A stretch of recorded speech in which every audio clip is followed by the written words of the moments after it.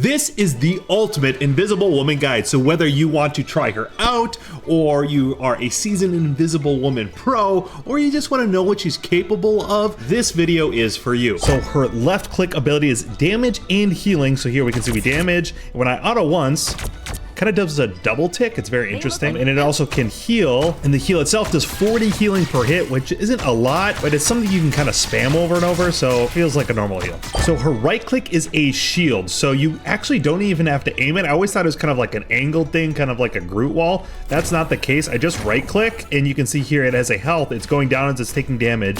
It's a 300 shield health, and your teammates can shoot through it, but it obviously blocks the opponent's damage coming in. So something definitely to know if you're DPS main, stay behind the shield that your Invisible Woman put down for you. One other thing I want to note is if opponents walk through this, it actually slows them by 30%. So it's really kind of just a good kiting thing in general to know. I know it's something that I've not fully taken advantage of in the past. And her next ability is kind of this vortex ability. You've probably seen this one, and it does 35 damage per second that you're in it. So I think we all know it does damage, but it actually also slows opponents. So keep that in mind.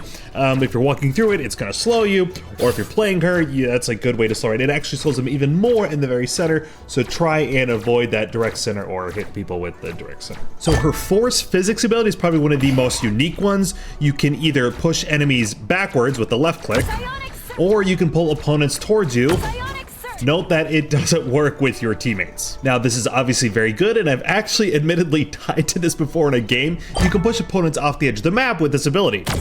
So now for her ultimate ability, which is called Invisible Boundary. So I think it's something I've just kind of like avoided in the past. Like, okay, it's obviously helping the other team, but what is it actually doing? So when I press it, I throw it here and it actually heals my teammates 165 per second. So that's amazing. And enemies can't see into it, which we already know, but enemies are also slowed when they come inside of the ultimate. So I think it is something you should just avoid, but just so you know what's actually happening, you're gonna need like a Punisher ult or something crazy to kind of like burst through, specifically that healing, and not to mention the slow. Just stay out of the ultimate or go into it if it's your teammates. Now, in terms of movement, is you can actually go invisible, and you can see here I heal up once I go invisible, which is pretty cool. Now, her jump ability actually makes her go invisible. You can see I have low health here, but I start ticking up over time as soon as I go invisible. So definitely a great way to self-heal if you got dove. Now, I normally would show the team up bonuses, but you just have a team up with Mr. Fantastic, and it's a 15% healing boost. So let me know in the comments, what other Invisible Woman tips do you have? Be sure to save this for later, or share it with a friend that wants to become the next Invisible Woman pro.